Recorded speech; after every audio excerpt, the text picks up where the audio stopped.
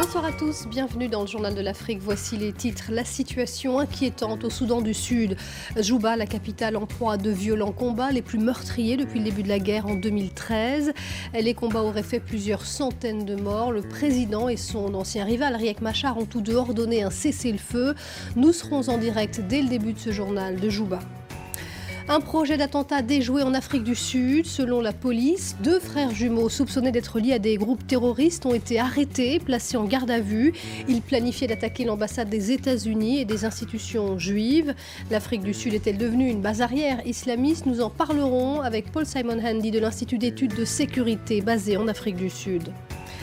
Le cinéma algérien à l'honneur ce soir avec un premier film très prometteur, à la fois politique et poétique. La femme Méduse raconte l'histoire d'une femme lynchée qui revient se venger après sa mort sous une autre forme. Déjà projeté à Paris et au Festival de Cannes, le film de Damien Onouri, qui évoque les violences faites aux femmes, sera diffusé en Algérie à la fin du mois. Les affrontements entre forces gouvernementales et anciens rebelles ont démarré vendredi, mais ils se sont intensifiés depuis hier, dimanche, faisant plusieurs centaines de victimes. Des tirs à l'arme lourde ont été entendus dans plusieurs quartiers de la capitale, et même après les appels au cessez-le-feu lancés par le président et par son vice-président. On retrouve tout de suite Patricia Huon en direct avec nous de Djouba, la capitale. Patricia, quelle est la situation ce soir dans la capitale ? La situation est assez calme à Djouba. On entend encore quelques tirs sporadiques au loin, mais il y a vraiment une accalmie. Alors par contre, il y a un peu plus de 2 heures, des tirs ont résonné à nouveau, des tirs soutenus un peu partout dans la ville, mais on disait qu'il s'agissait de soldats qui célébraient le cessez-le-feu ou ce qu'ils considèrent comme une victoire. Alors aujourd'hui, vraiment, il y a eu des combats très violents à travers la ville. On pouvait entendre de fortes explosions, des tirs, des hélicoptères de combat qui tournaient dans le ciel. Il y a eu des affrontements dans plusieurs parties de la ville, notamment près de l'aéroport et à l'ouest de la capitale, à proximité du camp de l'ancien chef rebelle Riek Machar.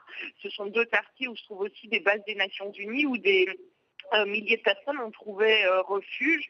Alors maintenant, Salva Kiir a ordonné un cessez-le-feu. Riek Machar a aussi demandé à ses hommes de déposer les armes.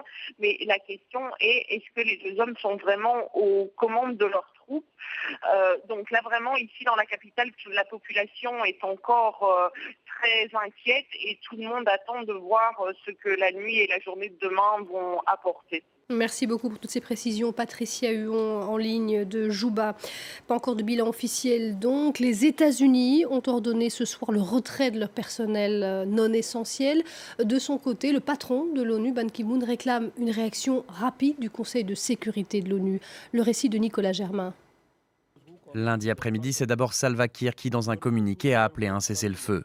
Un peu plus tard, son rival, le vice-président Riek Machar, a fait de même. Mais les déclarations des 2 hommes n'ont pas empêché les combats de se poursuivre à Djouba. Depuis jeudi, des dizaines de personnes ont été tuées. Un camp de l'ONU a été attaqué. Parmi les victimes, 2 casques bleus chinois. Le secrétaire général de l'ONU a réclamé un embargo immédiat sur les armes destinées au Soudan du Sud et de nouvelles sanctions ciblées contre certains dirigeants. Ban Ki-moon s'est dit révolté par la situation dans ce pays qui est seulement indépendant depuis 5 ans. Nous avons désespérément besoin d'hélicoptères d'attaque et d'autres matériels pour accomplir notre mandat, qui est de protéger les civils. Une fois encore, les dirigeants du Soudan du Sud ont déçu leur peuple. Rarement un pays aura gâché autant de promesses en si peu de temps. Beaucoup craignent un retour à la guerre civile qui a éclaté fin 2013. Les combats de ces derniers jours sont les premiers depuis le retour de Riek Machar à Djouba en avril. Dans les camps de réfugiés comme celui-ci à Kakuma au Kenya, on s'attend à un nouvel afflux de Sud-Soudanais. Même avant la reprise des violences, une centaine de personnes arrivaient ici chaque semaine. Elles fuyaient une situation économique catastrophique et la faim. La guerre civile qui a débuté en 2013 a déplacé plus de 2 millions de personnes.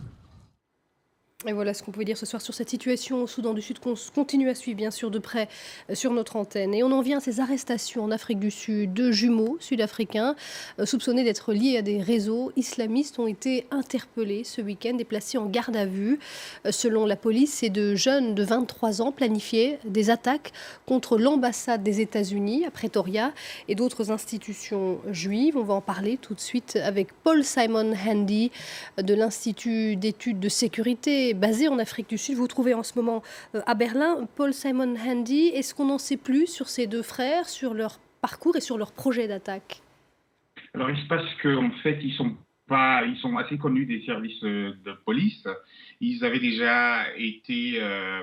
ils étaient traqués depuis l'année dernière parce qu'ils avaient déjà essayé de partir en Syrie l'année dernière. Donc, c'est cette traque continue qui a mené aux arrestations du week-end dernier. Donc, c'est des personnes qui sont connues, surtout 2 frères jumeaux qui sont connus et qui travaillaient toutes les 4 en collaboration. Alors, il y a eu plusieurs autres arrestations ces derniers mois de personnes soupçonnées d'être liées à l'organisation d'État islamique, des personnes qui souhaitaient partir faire le djihad en Syrie. Est-ce que un ou des réseaux islamistes sont en train de s'implanter en Afrique du Sud? Alors, c'est assez compliqué. L'Afrique du Sud, depuis quelques années, a souvent été considérée par les observateurs comme un pays transit, comme un pays de passage.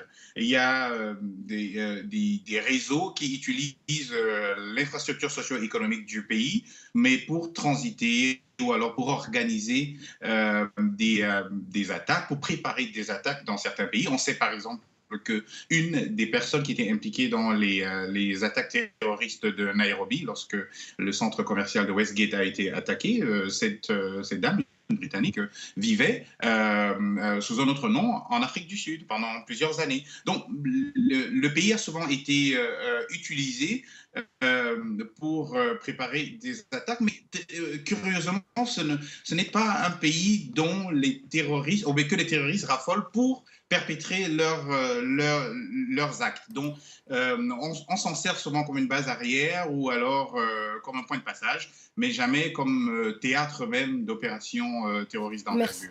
Merci beaucoup, Paul Simon Handy, pour toutes ces précisions.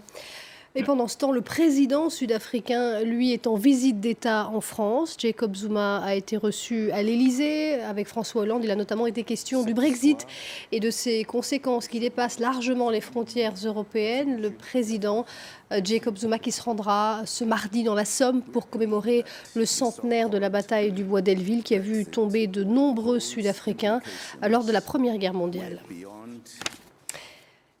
Et après l'Afrique du Sud, le Mozambique et la Tanzanie, le Premier ministre indien s'est rendu au Kenya où vit une très importante communauté indienne, Narendra Modi, qui a promis des investissements dans le domaine de la santé. Nairobi qui était l'ultime étape d'une tournée africaine qui souligne l'engagement croissant de l'Inde avec l'Afrique. En Centrafrique, cela fait tout juste 100 jours qu'il est au pouvoir le président Faustin Archange Touadéra, qui doit affronter un regain de violence en province, mais aussi dans la capitale, Bangui, et ce, à quelques mois du départ des soldats français. Le président qui lance un appel à la communauté internationale. Écoutez. Aujourd'hui, les Centrafricains veulent tourner la page. Tourner la page de la violence, de l'insécurité, et veulent avoir, revenir à l'ordre constitutionnel. Mais nous n'avons pas encore traversé véritablement la zone d'ombre. Il y a des risques.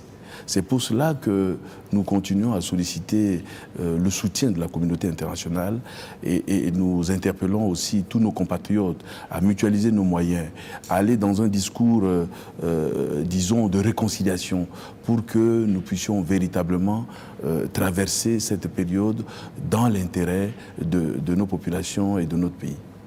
Des propos recueillis par Édouard Dropsy à Bangui. Et on va terminer ce journal avec du cinéma algérien et un très beau premier film, Kindil El-Bar, La femme méduse. Le réalisateur algérien Damien Ounouri s'attaque aux violences faites aux femmes. Un premier film politique placé aussi sous le signe de la sensualité.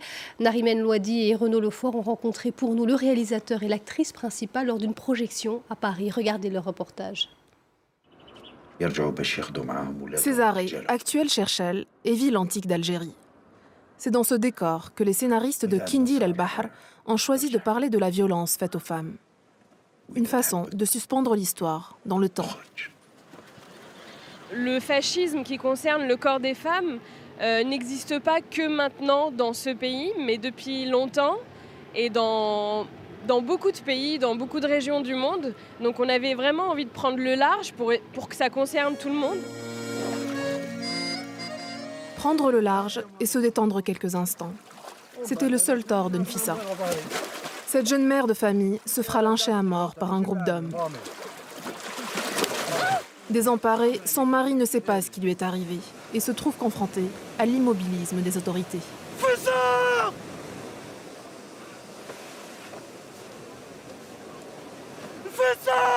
Le film aurait pu s'arrêter là, mais Damien Ounouri a choisi d'aller plus loin, redonner vie à la victime sous une autre forme et lui permettre d'accomplir sa vengeance.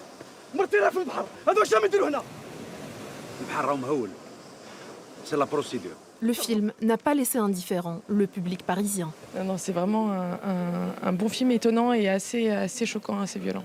Il nous entraîne dans une légende d'une femme qui viendrait se venger et qui hante les esprits plus que d'ailleurs elle ne tue, parce que je pense que tous les hommes violents et violeurs sont hantés par leurs victimes. J'espère vraiment que la télévision algérienne aura le courage de diffuser un film comme ça, oui. L'audace du film ne s'arrête pas au réalisme de la scène de lynchage. Le réalisateur fait le choix de montrer des corps sensuels et pleins de vie, ce qui est rare dans le cinéma algérien. Moi, clairement, je travaille la question du corps.